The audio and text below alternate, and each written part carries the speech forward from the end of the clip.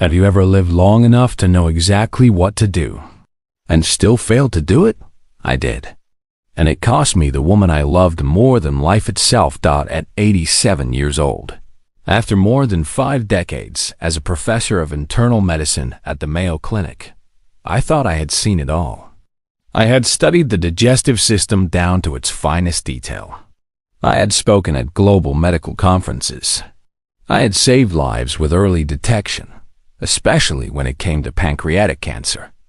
I believed in science. I trusted symptoms data, images, and yet I completely missed the one life I should have saved, my wife. Sarah. She was the heart of our home. A woman full of vitality, who loved her morning walks and brought herbs from her tiny balcony garden into our kitchen. She brewed soup that could mend the soul. And even when I was consumed with work, she was always there, gently grounding me. But one day, her body began whispering the kind of desperate truths no scan could capture. I dismissed every one of them. That is why I'm here today, to share the kind of elderly wisdom that only regret can teach. You see, when you spend a lifetime helping others declutter their homes, restructure their diets, or create safer lives in their later years, the one thing you forget to do is listen to the body's subtle cries for help, just like we follow senior decluttering rules to live clutter-free. We must also learn to recognize when to declutter medical arrogance from intuition. Her signals weren't loud.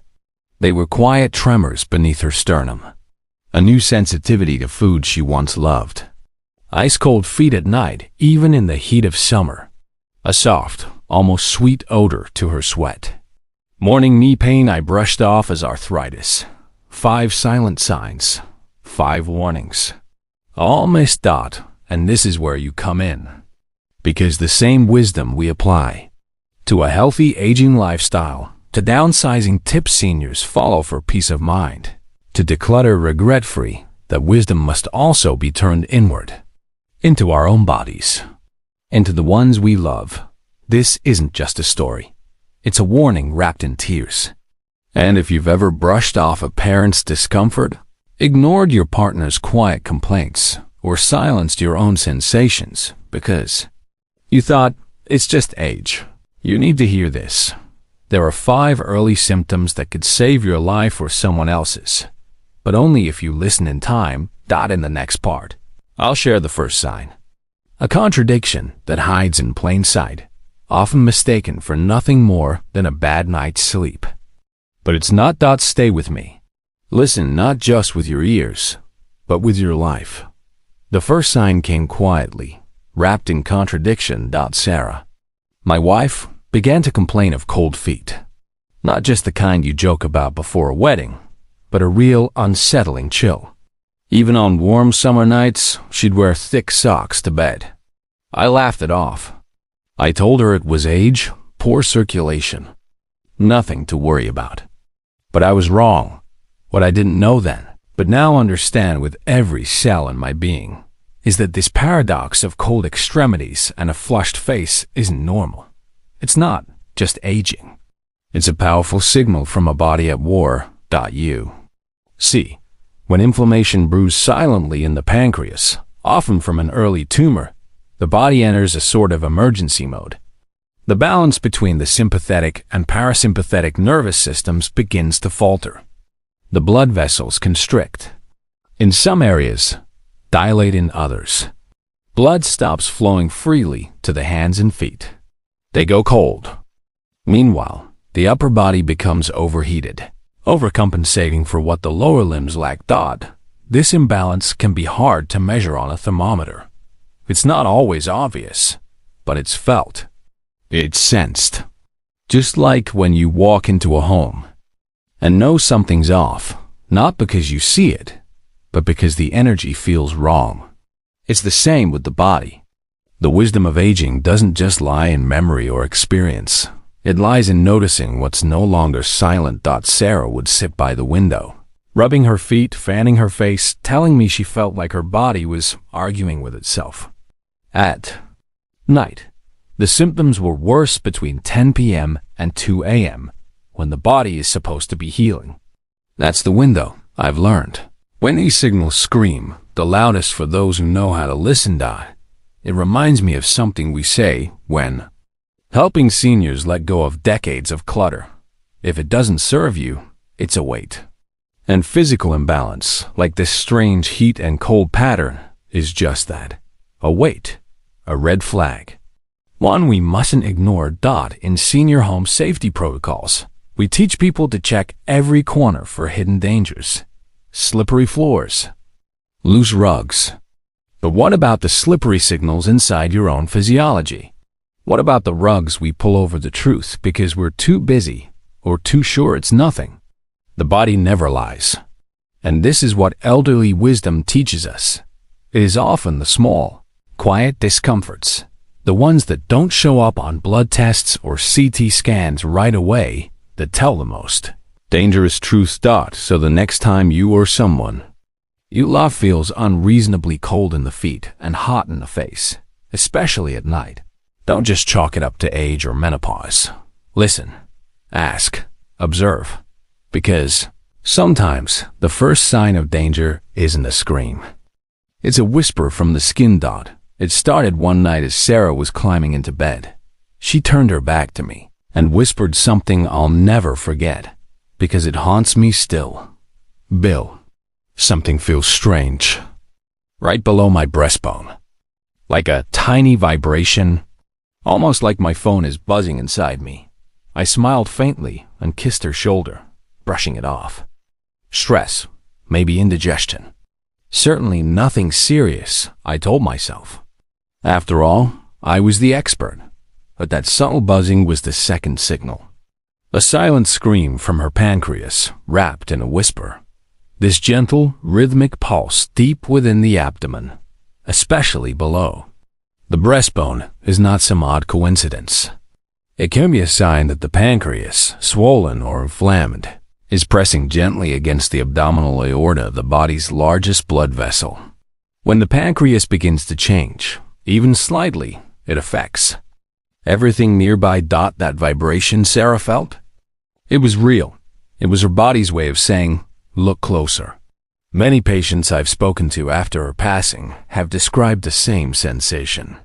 Some say it feels like a small heartbeat in the wrong place. Others call it a buzzing, or even like a tiny engine idling. One bus driver once told me, Doc, I've driven all my life. I know the sound of a misaligned engine. That's what it felt like. That's the beauty of elderly wisdom. You know your body better than any test tube or machine. You've lived with it for decades. So when something feels new, strange, or unexplainable, especially if it recurs, it matters. I've learned that these signals show up most often in the early morning or at night when the house is quiet and the world still, when there's no noise to drown out the body's whispers. If you ever feel something like this, lying flat on your back, hand resting softly below your chest, don't ignore it. Don't dismiss it as a muscle spasm or anxiety. Try holding your breath for a moment and focus. If the sensation is steady, regular, and new, it's worth checking. Just like in home organization after 60, where we focus on making space for what truly matters, our health demands the same intentional attention. If we declutter our homes to remove tripping hazards, why wouldn't we declutter our excuses to uncover hidden threats? Our bodies are not machines built to last forever, but they are wise, infinitely wise, and they warn us in ways modern medicine doesn't always recognize. This is why clutter-free living isn't just about physical space. It's about emotional and bodily awareness. When something starts vibrating in your core, it's not always nerves. Sometimes it's your life calling for help. In the next part, I'll tell you about the third signal. It's one most of us would never think to link to cancer until it's too late. A sudden change in your favorite food. Not just taste, but how your body responds to the smell, the memory, the emotion behind it. There's a particular heartbreak in watching someone you love push away the food that once brought them joy. For Sarah, that moment came on a quiet fall afternoon. The air outside smelled of turning leaves. I was slow cooking her favorite dishpot roast with rosemary and garlic, something she had loved since we were young. But when she walked into the kitchen, she paused. Her nose wrinkled. She turned her face away and said, "Honey, could you open a window? That smell is stuck in my throat. It's making me feel sick." I laughed. "You're just being sensitive today," I said. "Probably your hormones acting up." That was my third mistake, what I didn't understand then, but now I teach others never to ignore, is that a sudden repulsion to a lifelong favorite food is not just a quirk of aging. It can be an urgent signal from your pancreas that it's struggling. When the pancreas starts to malfunction, especially in its early stages, it stops producing the enzymes needed to break down fats and proteins. Your body knows. It tries to protect you. So instead of craving those meals, it develops an aversion to them. The aromas become sharp, sour, even revolting. This is not just a matter of changing tastes. It's survival instinct. It's elderly wisdom in action, hardwired into our biology. Many of my older patients have shared similar stories. A woman who adored fried fish now can't be near it.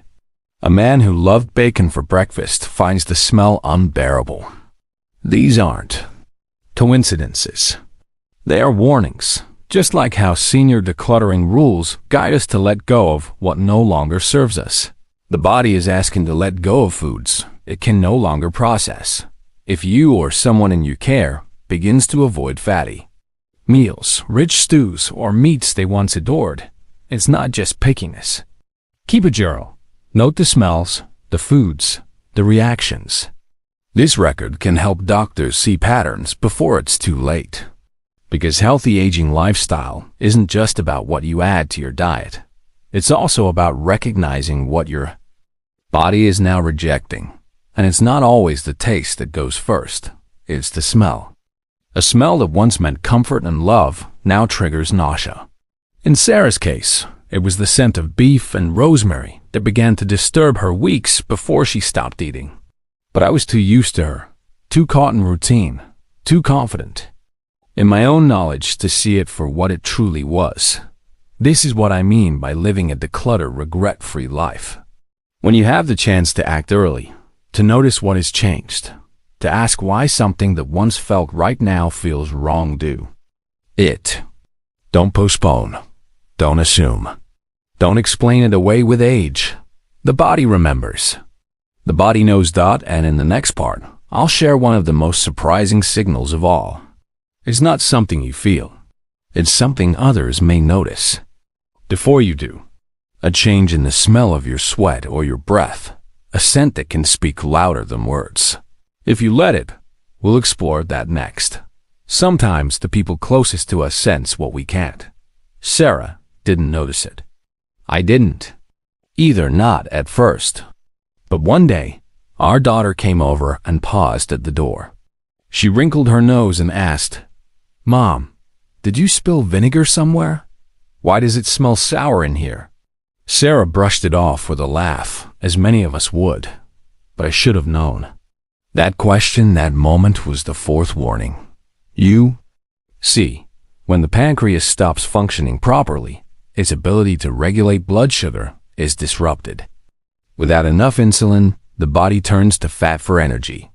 This alternative fuel source creates ketones, chemicals that spill into the blood, sweat, and breath.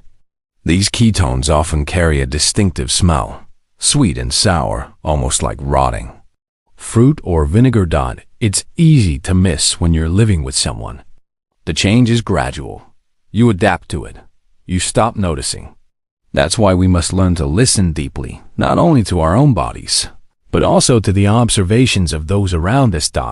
This is another form of elderly wisdom, recognizing that the people who visit us, who love us, who enter our homes with fresh eyes, may see or smell what we've grown used to.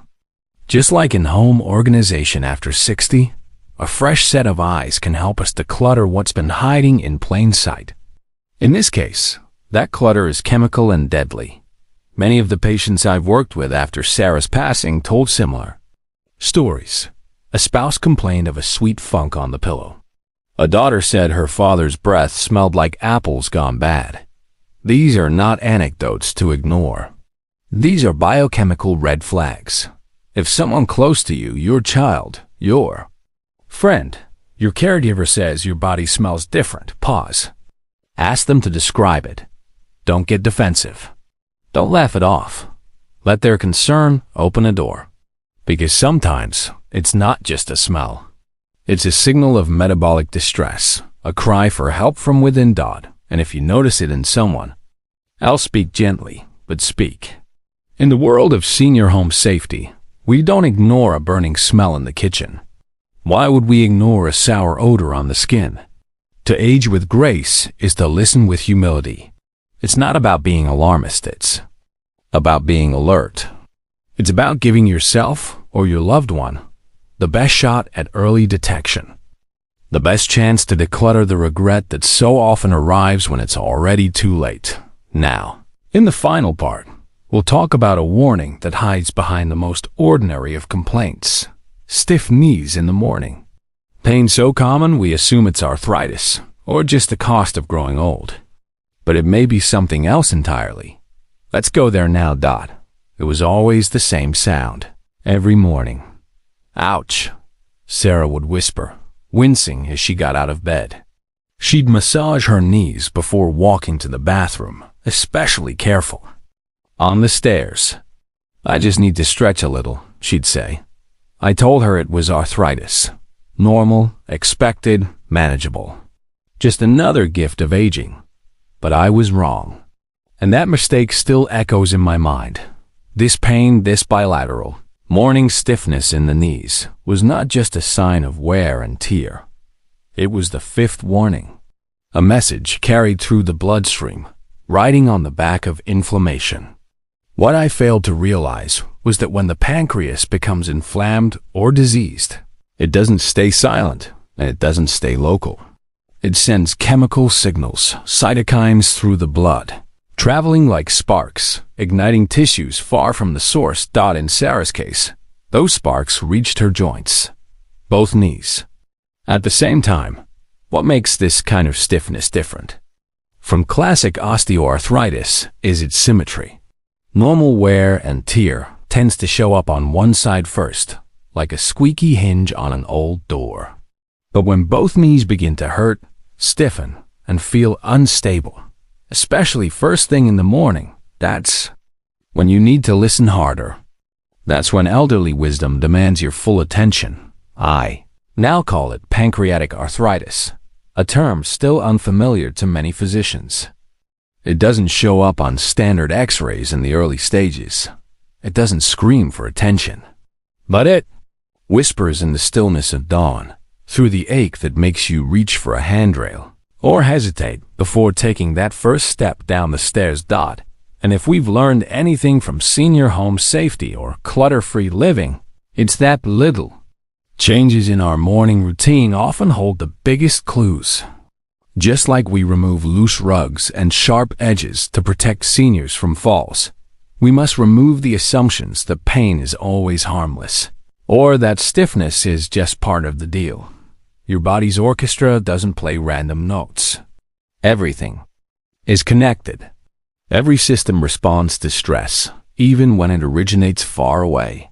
So when your joints speak, especially if they're speaking together in harmony in the early morning hours, pay attention, because pain is never just pain. Sometimes it's a messenger. And now we've arrived at the end of this journey. 5 silent signs. 5 deeply human stories wrapped in physiology.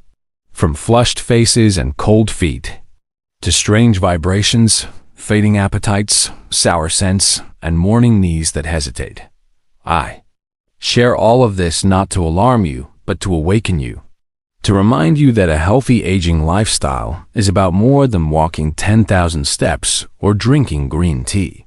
It's about knowing your body, trusting it, honoring the quiet signals before they become loud regrets. And if two or more of these signs have shown up again and again, don't wait. Don't say it's just aging. See a trusted specialist. Not for fear, but for peace of mind. And 2. Those with aging parents, your quiet heroes, the ones who always say, "I'm fine." Please, listen. Ask how they're sleeping. Ask what foods they still enjoy. Observe what they're not saying. Because in this new season of life, you are their safety net, their chance at declutter regret-free health. Their protector. The pancreas is often called the silent organ, but it does speak, it just doesn't yell. It murmurs through shifts in appetite, through trembling hands, through the knee that no longer bends with grace. And we must become fluent in that quiet language. If this story touched your heart, even just a little, I invite you to like this video, subscribe to the channel, and turn on notifications. Share it with someone you love. It could change their fate. And tonight, before you go to sleep, pause for a moment.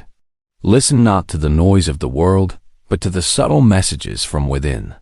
It may be the most important conversation you ever have. Take care of yourself. And take care of those who still whisper, "I'm fine," when they're not. Sometimes, the most dangerous things are not the ones that scream, but the ones that whisper. This story teaches us that our bodies are always speaking. They send quiet, persistent signals long before a crisis erupts. Whether it's cold hands at night, a strange new sensitivity to food, or morning stiffness that won't go away, these are not just signs of aging. They're warning lights. And when we dismiss them, we risk missing our chance to intervene. Early. One powerful takeaway from this story is to trust your intuition and honor what your body is telling you. Aging gracefully doesn't mean ignoring discomfort. It means paying closer attention, listening deeper, asking the second question.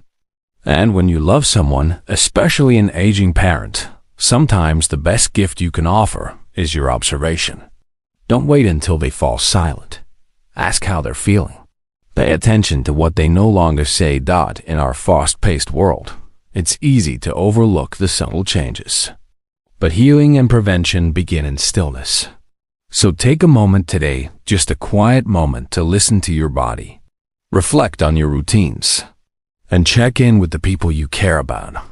That small moment of awareness could save a life. That is the wisdom of aging. That is the power of paying attention.